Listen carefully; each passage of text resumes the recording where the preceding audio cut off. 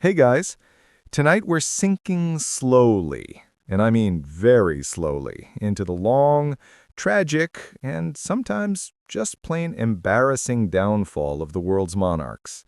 So, go ahead, dim your lights, get comfortable, maybe have some tea or whatever you drink when pretending you're not about to pass out, and as the night stretches on, let's glide through a few centuries of royal disasters, the slow-motion car crash of power, ego, and very bad decision-making.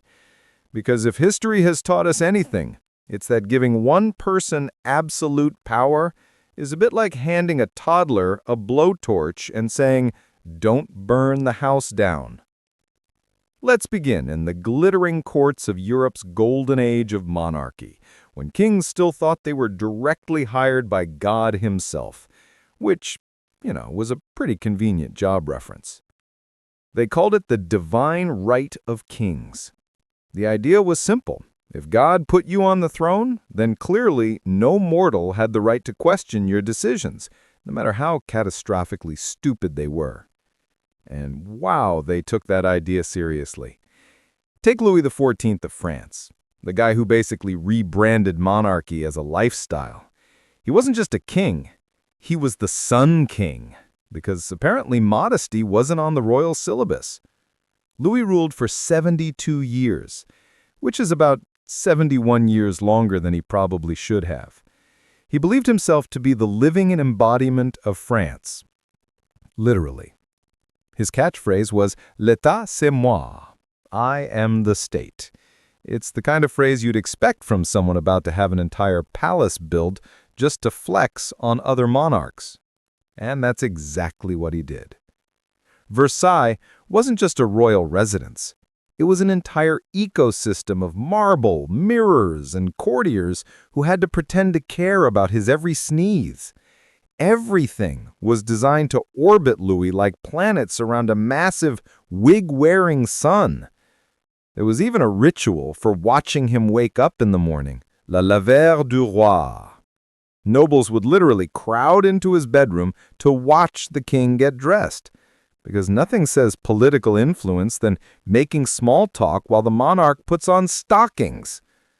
But while Versailles shimmered on the outside, France was quietly decaying underneath. Wars, taxes, famine, all politely ignored in favor of gold fountains and imported peacocks. And by the time Louis's great-great-grandson, Louis XVI, got the job, the country was broke, angry, and very done with the idea of divine right. Now, Louis XVI was not the best at reading a room. He was awkward, indecisive, and more interested in tinkering with locks than running a collapsing nation. His wife, Marie Antoinette, didn't help much. She became the face of royal excess, the influencer of her day, except instead of posting hauls from Sephora, she was buying diamonds and miniature cottages to play pretend peasant. The irony? When the real peasants started rioting for bread, someone, definitely not her, but close enough, supposedly said, "Let them eat cake." Which, to be fair, was kind of a vibe if you ignored the starvation part. By 1789, the French people had officially had enough of monarchy, divine right, silk stockings and all. They wanted liberty, equality, fraternity, and a clean cut at the top. And so the revolution came with all the subtlety of a guillotine blade. Louis XVI and Marie Antoinette went from throne to trial to, well, headless history. The monarchy didn't just fall, it collapsed spectacularly. The Sun King's descendants went out not in golden splendor, but in a wooden cart rolling through Paris streets, surrounded by the people who once bowed before them. That was the first big domino, the beginning of a very long and very dramatic breakup between humanity and its royal obsessions. Let's drift across the channel now, to a kingdom that somehow managed to keep its monarchy by almost losing it first. Yes, it's time for England, where the royal family basically survived by sheer historical accident. Before the British crown became the tourist attraction it is today, it was a genuinely dangerous job. Between rebellions, religious wars, and the occasional axe-happy parliament, being king was less divinely chosen and more like constantly at risk of decapitation. Take Charles I, for example. The man truly believed God had made him untouchable, which worked great until Parliament decided to touch him hard. Charles was the kind of monarch who thought compromise was a dirty word. He dissolved Parliament multiple times because they annoyed him. He spent too much, waged wars he couldn't afford, and generally acted like reality was something that happened to other people. Eventually, the English people decided that maybe, just maybe, God didn't sign off on this one. They dragged him to trial, which was a bit awkward since nobody had ever put a king on trial before. And then, on a cold January morning in 1649, they cut his head off. So much for divine right. For the next decade, England had no king. Instead, they got Oliver Cromwell, a man so joyless he probably made tea with regret instead of water. He banned dancing, theater, and basically anything remotely fun. You could say he turned the country into one big Puritan group project that nobody wanted to be part of.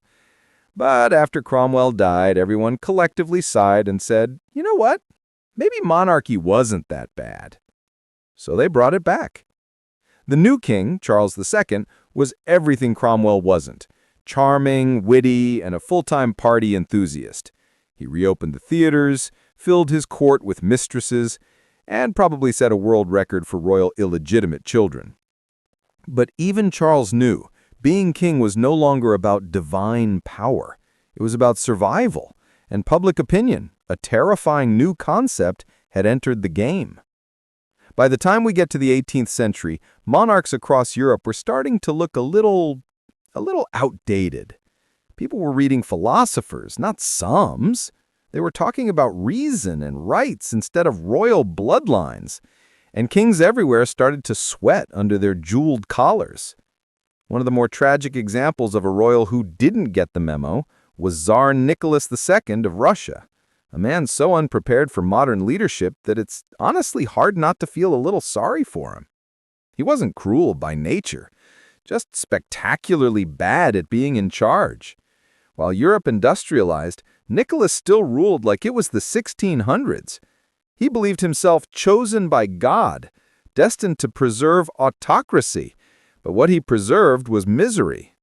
His people starved. His soldiers died in pointless wars.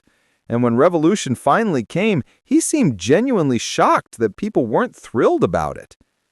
It didn't help that his wife, Alexandra, was obsessed with a mystic monk named Rasputin, a man with eyes like a haunted candle and rumors that could fill their own Netflix series. Rasputin's influence, scandals, and alleged healing powers turned the Russian monarchy into a circus. By the time the Bolsheviks showed up, public faith in the Tsar was gone. And in 1918, deep in a basement in Yekaterinburg, the Romanov dynasty ended in darkness and gunfire. A royal family wiped out, not by enemies abroad, but by their own people. Let's drift quietly from that cold cellar to another collapsing empire, this time in Vienna, home of the Habsburgs, who might just win the award for most inbred royal family ever. The Habsburgs had one strategy for maintaining power: marry your relatives until everyone looks like your cousin. Seriously, centuries of intermarriage turn your family tree into something more like a family wreath. The most famous example? Charles II of Spain, often called El Hechizado, which means the bewitched. And honestly, the nickname wasn't that far off. Charles II had so many genetic problems that doctors weren't sure how he was alive. He couldn't chew properly, he didn't talk until he was 4, and his autopsy later revealed he had a jaw so deformed it barely fit together. He was, in short, the tragic end product of a dynasty that loved itself a little too much. When he died childless in 1700, the Spanish crown became a hot potato, sparking the War of the Spanish Succession. Basically, Europe's way of saying, we can't let this gene pool get any worse. It was the beginning of the end for old dynastic thinking. By the 19th century, monarchies had started to evolve, or at least pretend to. Kings began posing as fathers of their nations rather than divine rulers. They adopted national anthems, flags, and shiny uniforms to look more like patriotic figureheads than untouchable gods. Some even tried to act relatable, like King Leopold II of Belgium, who built parks and public buildings while secretly running one of the most brutal colonial regimes in human history. Hey guys, welcome back. If you made it through part 1 without falling asleep halfway through Louis XIV's wardrobe routine, congratulations! Tonight, we're picking up right where we left off. The world's monarchs are dropping like powdered wigs at a guillotine party. But against all odds, a few of them managed to stay alive. Not because people loved them, not because they were smart, but mostly because they learned to fake being useful in a democratic world.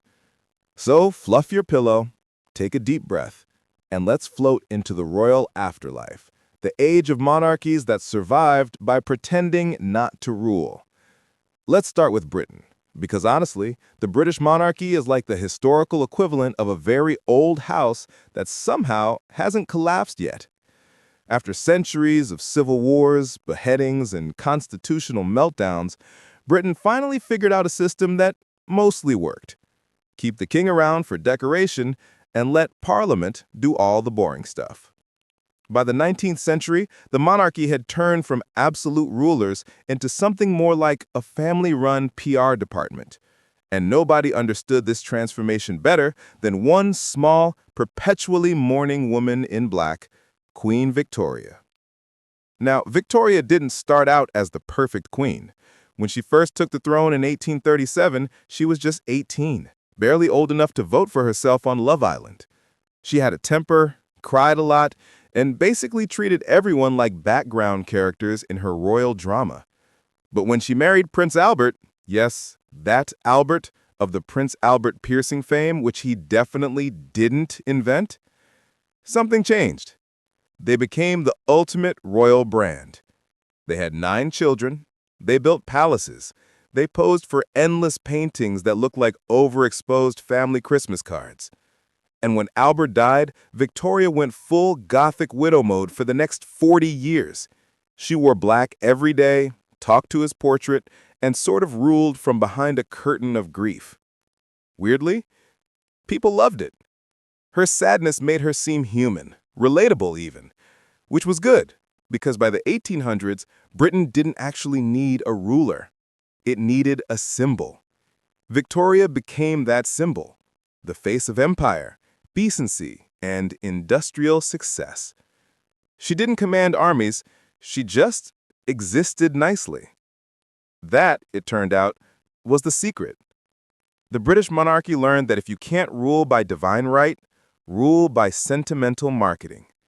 By the time Victoria's long reign ended, the royal family had mastered the art of looking important while doing absolutely nothing politically relevant. Now let's float north to Scandinavia, where monarchs have survived mostly by being polite, non-threatening, and Scandinavian. Take King Haakon VII of Norway. He wasn't even Norwegian, he was Danish, a spare prince basically imported in 1905 to give Norway a king when they broke up with Sweden. At first, it was awkward. Imagine being the new guy in a very small, cold club where everyone knows you're just a hired monarch. But Haakon turned out to be surprisingly likable. He refused to act like a divine ruler. He walked among ordinary people, smiled at them, and occasionally didn't get assassinated, a winning combo for any 20th century king. During World War II, when Germany invaded Norway, Haakon refused to surrender. He went into exile in Britain and became a symbol of resistance. For a few years, Norway actually needed a king again, though mostly for morale, not for governing. When he came back after the war, people cried in the streets, which just proves if you do one brave thing, you can coast on it for the rest of your royal life. Meanwhile, down in Sweden, the monarchy reinvented itself as a kind of national mascot program. They ditched divine authority in exchange for calendars, parades, and the occasional royal scandal to keep tabloids busy. Their most notable survival strategy? Extreme neutrality. While the rest of Europe tore itself apart in wars, Sweden smiled, waved, and quietly minded its own business. It's like the royal equivalent of staying in your lane and hoping nobody notices you still exist. But across the rest of Europe, monarchies didn't have such a chill time. After World War I, the royal dominoes fell fast. The German Kaiser was out, the Austrian Emperor was out, the Ottoman Sultan was definitely out. And yet, the British kept waving, the Scandinavians kept skiing, and even a few tiny royal remnants in places like Belgium, the Netherlands, and Luxembourg managed to hang on by pretending to be everyone's sweet, harmless grandparents. Take Belgium's King Baudouin, for instance. He was so deeply Catholic that when his government legalized abortion in 1990, he refused to sign the law. So the government declared him temporarily unfit to rule for 36 hours, signed the law themselves, and then reinstated him. That's how symbolic monarchy had become. You could literally pause the king like a Netflix show. In the Netherlands, Queen Wilhelmina ruled through both world wars. She fled to London when the Nazis invaded, but ran the Dutch resistance over the radio.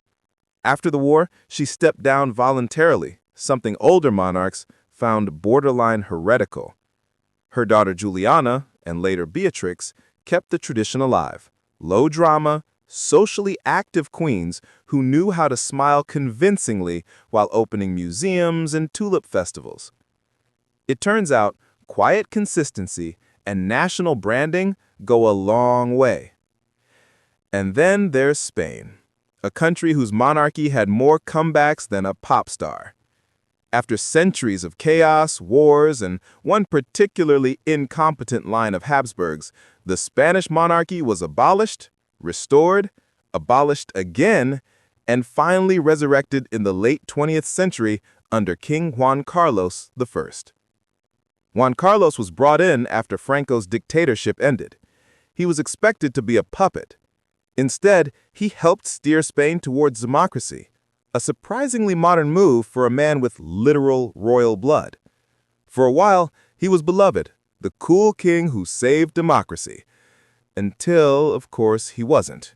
Scandals about money, hunting trips, and secret affairs chipped away at his reputation until he abdicated in 2014. Which just goes to show, even in the 21st century, monarchs are one yacht scandal away from extinction. Now, floating eastward, Japan. The Japanese monarchy, or the chrysanthemum throne, is technically the oldest continuous hereditary monarchy in the world. But it's also one of the strangest survivors of the modern age. Before World War II, the emperor was considered divine, a living god. People literally bowed toward his palace. Then, after Japan's defeat, Emperor Hirohito was forced to renounce his divinity in a post-war radio broadcast.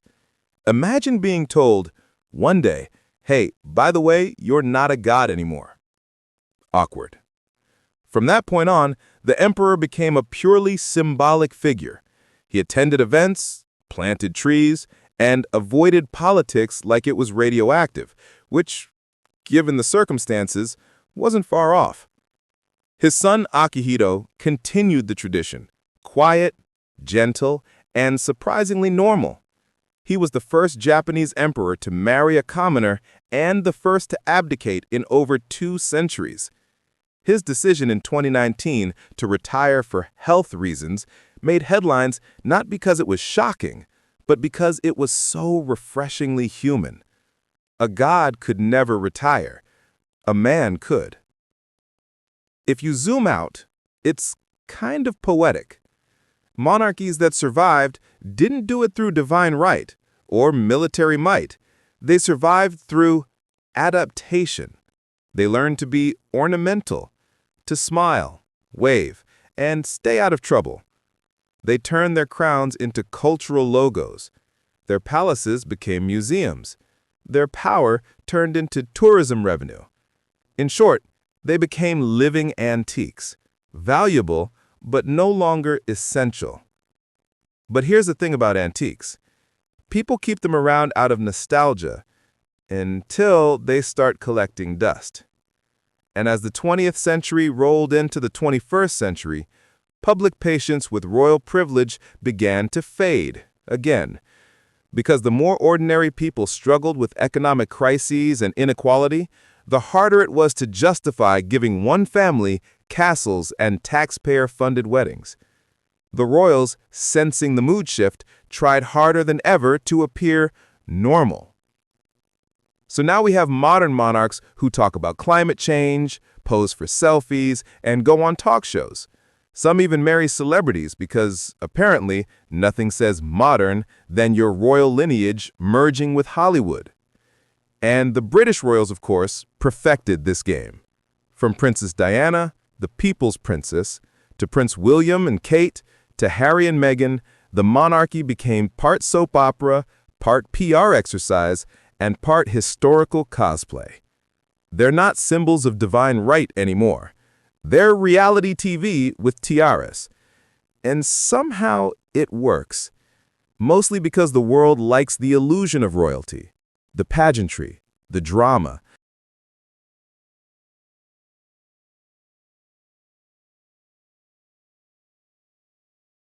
Hey guys. Welcome back to another long, sleepy drift through the collapse of royal power. If you're still awake, impressive.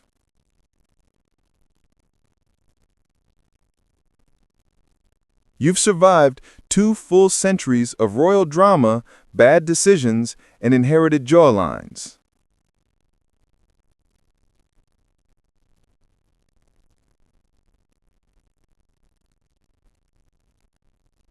Now we entered the twilight, the era when kings and queens, once untouchable, found themselves quietly packing up their crowns and moving into exile. No guillotines this time, just slow, awkward goodbyes to centuries of privilege.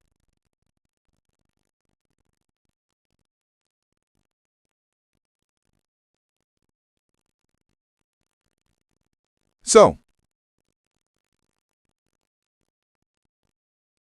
get cozy. We're gliding into the early 20th century, the age when monarchs learned that the world no longer needed them, but history was still not done laughing at them.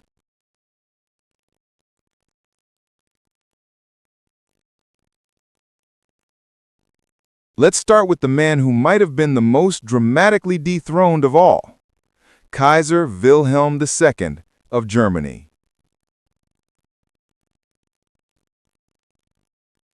Wilhelm was the last emperor of Germany, and to be fair, he was a lot.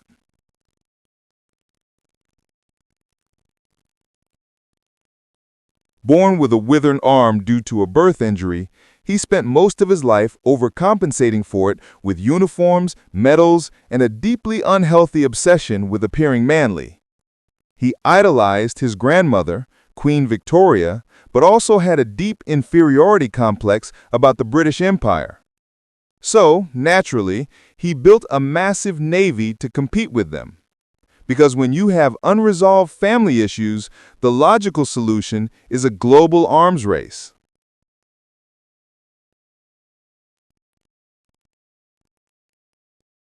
By 1914, Europe was one big royal family reunion waiting to explode.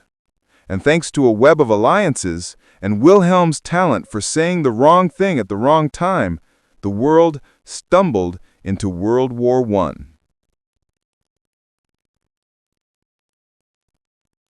At first, Wilhelm loved it. He gave rousing speeches, rode around in parades, and fully believed Germany would win in a few months. But as the years dragged on and millions died, enthusiasm for the whole emperor thing wore off fast. By 1918, the army had lost faith, revolution was brewing, and Wilhelm was basically a king without a kingdom. So, in the most anticlimactic ending possible, he abdicated and fled to the Netherlands, where he lived out his days cutting down trees, feeding ducks, and sulking about modernity. He spent 20 years writing bitter memoirs about how everyone misunderstood him, a classic monarch move.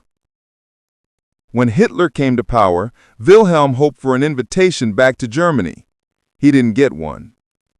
He died in exile, surrounded by portraits of himself. A fitting end for the man who once believed God personally managed his calendar.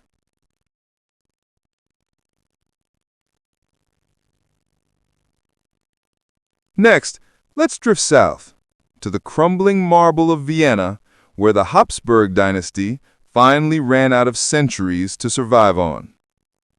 Meet Emperor Charles I of Austria, also known as Karl der Letzte, Charles the Last. Which honestly tells you how well things went. Charles wasn't a bad person. He just was born into an empire that was basically a historical museum by 1914.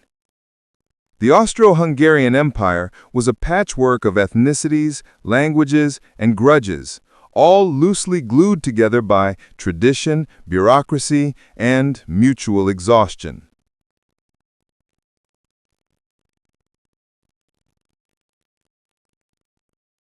And when World War I began, the empire simply couldn't keep up. By 1918, it disintegrated like a wedding cake left out in the rain. Charles tried to save it by offering democratic reforms, a little late considering people were already declaring independence. When the empire finally collapsed, Charles was forced to abdicate and leave Austria. He spent the rest of his short life wandering Europe, occasionally trying to stage a comeback. Spoiler, none of them worked. He died in 1922 on the island of Madeira, penniless, coughing from pneumonia, and apparently whispering that he had tried to love everyone. Which sounds sweet, until you remember that his empire dissolved in about 3 business days. Meanwhile, over in Russia, things weren't going any better for Tsar Nicholas II. You already know how his story ended, but it's worth slowing down and watching the slow-motion collapse. Nicholas was, by all accounts, a gentleman. He loved his wife, adored his children, and sincerely believed he was doing his duty before God. Unfortunately, he also lived in a fantasy world where peasants were happy and revolutions were just minor inconveniences. His downfall wasn't dramatic in the moment. It was slow, like ice cracking under too much weight. War, famine, Rasputin, protests, all stacking up until the inevitable fall. By 1917, even the army had given up. He abdicated quietly, took off his crown, and retreated to a countryside house, hoping for peace. But history had other plans.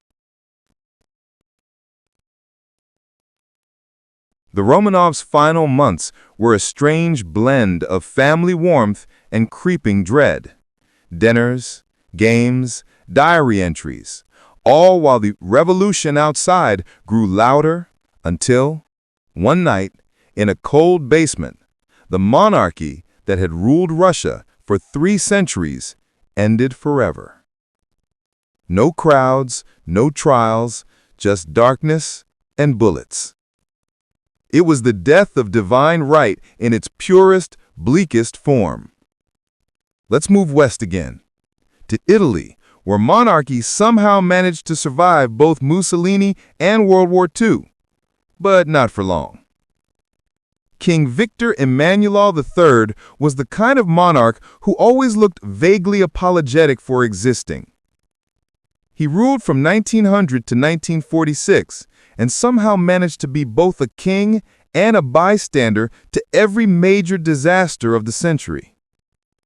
He tolerated Mussolini, signed off on fascist laws, and generally avoided taking a stand on anything. When the Allies invaded Italy and Mussolini fell, Victor Emmanuel suddenly decided democracy sounded great. Too late. After the war, Italy held a referendum to decide whether to keep the monarchy. It wasn't close. The people voted the royals out, and the king quietly fled to Egypt, where he died in exile, probably wondering if he should have picked a side sooner. Then there was Greece. Oh, Greece. If monarchy were a soap opera, Greece would be the endless rerun nobody asked for. The Greek royal family was imported, deposed, restored, and redeposed so many times it's hard to keep track. They came from Denmark originally, another Scandinavian export, and spent most of their existence trying to convince Greeks that they were in fact Greek. By the 1970s, after a military coup and a failed attempt to return, the monarchy was permanently abolished. King Constantine II spent the rest of his life abroad, occasionally giving interviews about how much he missed home. It's kind of poetic, a man named Constantine who couldn't stay constant anywhere. Now, let's take a gentler detour to Iran, home of the Pahlavi dynasty. Technically, they weren't old monarchs. They were modern kings trying to bring monarchy back into fashion, with mixed results.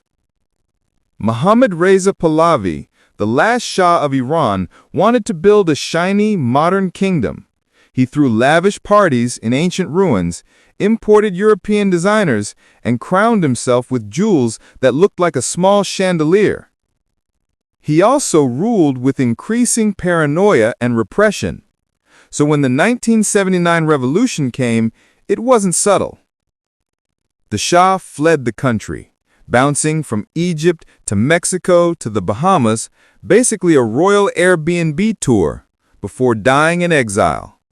He left behind not just a toppled throne, but a cautionary tale. Modern monarchy without public love is just a dictatorship in a tiara. And then there's Ethiopia, the last African empire to fall. Haile Selassie, the Judah of lions.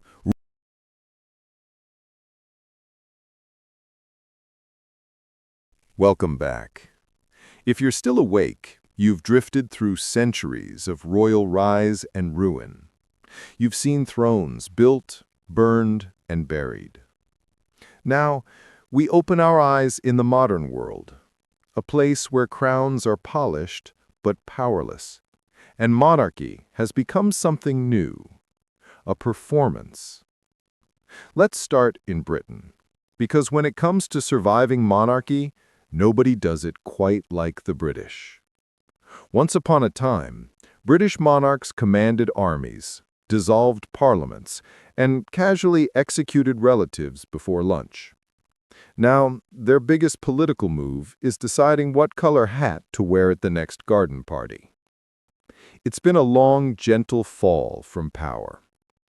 The transformation began with Queen Victoria, who turned monarchy into a symbol of morality and family life, rather than political authority. Then, through 2 world wars and countless scandals, the Windsors perfected the art of existing. Not ruling, not governing, just existing beautifully. By the time Queen Elizabeth II descended the throne in 1952, the royal family was less a government institution and more a global brand. She never changed the world. She simply endured it. And that, in the modern era, is a kind of genius. The British monarchy learned something that most old thrones never did. If you can't rule the people, you can entertain them. The coronation became a televised event. Royal weddings became Hollywood blockbusters, and Buckingham Palace turned into a stage where the actors never broke character. Every wave, every balcony appearance, every royal baby was a perfectly timed act in the longest-running drama on Earth. But the 21st century is not kind to old myths. When Princess Diana entered the scene, she broke the spell. For the first time, people didn't just see a princess, they saw a woman trapped in a system of polished cages. Her story, part fairy tale, part tragedy, revealed the tension at the heart of modern monarchy. How do you be human in an institution built on perfection? When she died in 1997, the public grief was overwhelming, and for a brief moment, the monarchy looked mortal again. The Queen stayed silent for days, and Britain wondered if the crown had finally lost its last connection to the people. It didn't, not quite, but the illusion cracked, and the world saw the gold as just paint over iron. Now, in the age of smartphones, that illusion is harder than ever to maintain. Prince Harry and Meghan, the new generation, turned the royal story into something raw, global, and painfully public. Their exit, Megxit as the tabloids dubbed it, wasn't just gossip. It was the 21st century version of abdication. A prince leaving the palace not for love of revolution, but for the right to post on Instagram without royal approval. It's almost poetic, the modern monarchy undone not by war, but by Wi-Fi. Across Europe, other royal families have faced their own awkward transitions. In Spain, King Juan Carlos once stood as a hero for restoring democracy after Franco's dictatorship. But by the 2010s, his reputation collapsed under corruption scandals, secret affairs, and offshore bank accounts. The public's response was simple. Respect turned to resignation. Adoration to apathy. His son, King Felipe VI, now reigns like a cautious CEO, clean, polite, and careful not to offend anyone. Because modern monarchs aren't warriors or rulers anymore. They're brand managers for their own survival. In Sweden, Norway, and Denmark, the royals have done something rare.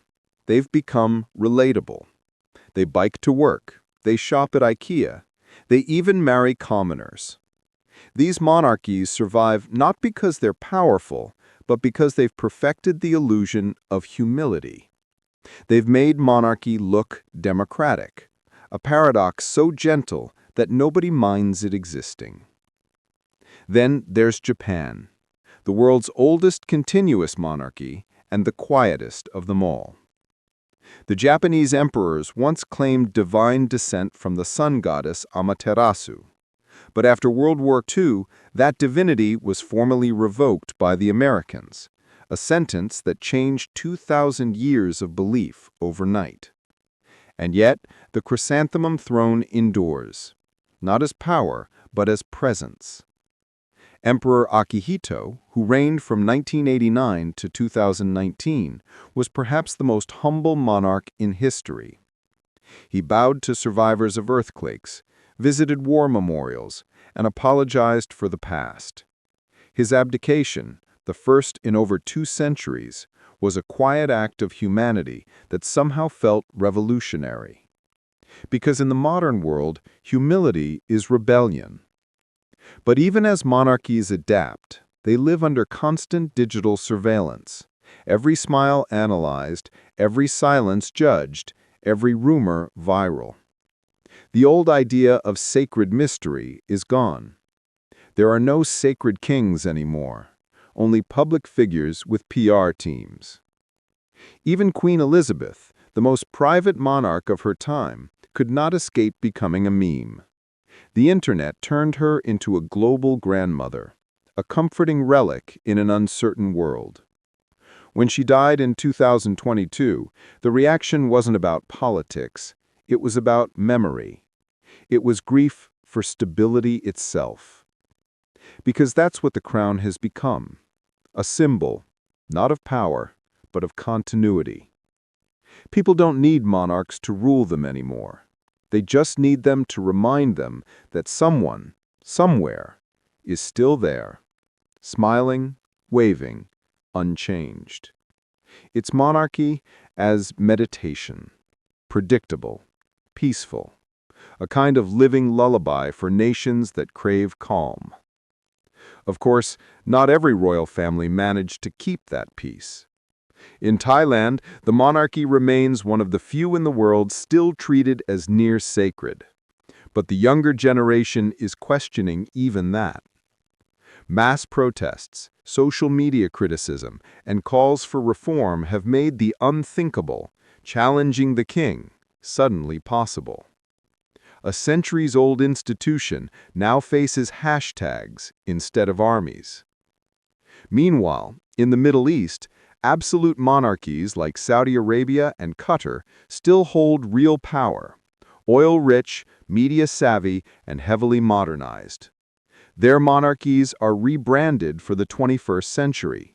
Kings with smartphones, princes with Twitter accounts, and royal families that own entire sports leagues. But their survival depends on something no European monarch could claim: money, not myth. Their power is real, not romantic.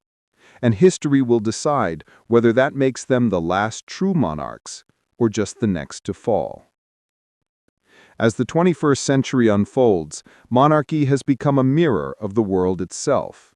Part tradition, part performance, part business. Somewhere between pageantry and politics lies the fragile secret of their survival. People don't really believe in divine right anymore, but they still believe in stories. And monarchy, for all its absurdity, is one of humanity's oldest stories. It's the story of power dressed as grace, of vanity disguised as duty, of mortals pretending to be eternal.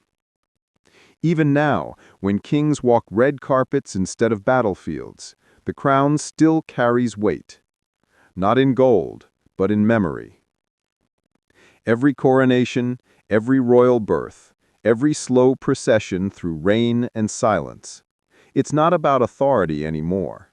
It's about nostalgia, for a world that seemed simpler, slower, and beautifully predictable. In an age of chaos and scrolling screens, monarchy offers something priceless: a pause. And maybe that's why it still survives. As we close this long drift through royal history, from medieval thrones to modern tabloids, one truth remains quietly consistent. No matter the century, power always wears a costume.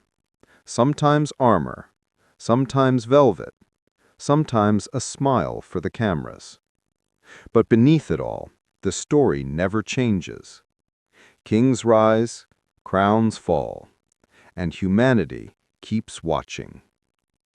So tonight, as you rest, imagine a crown slowly fading into mist, its jewels dissolving, its gold softening, until all that remains is a faint outline. That's monarchy now. Not gone, just transparent. Still glittering in the corners of our culture. Still haunting our dreams of order and beauty. Still whispering the old lie that some people